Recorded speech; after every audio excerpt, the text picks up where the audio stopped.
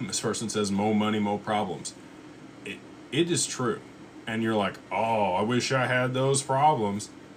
Believe me, like we all do, but at the same time, they are still legitimate problems, and you will have to deal with those if you come into large amounts of money. And if you don't know how to deal with them, and if you don't have the professionals to be able to help you, you will likely go bankrupt in 3 to 5 years. That's why 75% of lottery winners go bankrupt in 3 to 5 years.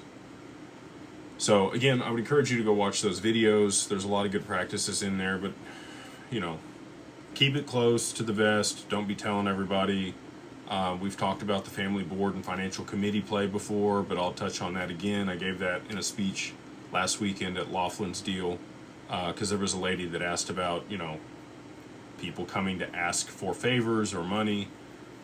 The way that I mitigate that in a respectful way is that I put a family board in place that has some outside family members. You know who your brothers and sisters are, good people, confidants, advisors, mentors to you that can be on that board that to help you make good decisions. And then you have a financial committee that does the due diligence on the deals, and they have, a lane of the types of investments that the family should make, and then the minimums or the maximums that they can invest without going to the board.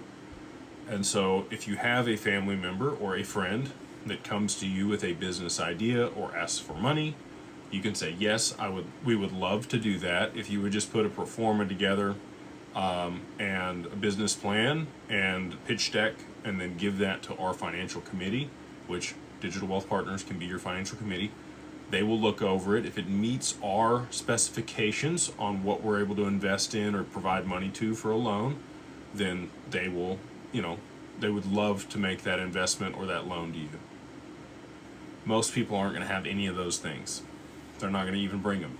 And if they do bring them, sometimes they're really crappy and they just, half-assed it and it's not good enough. And then the financial committee is the bad guy and it's not you. Or it actually ends up being a really good opportunity.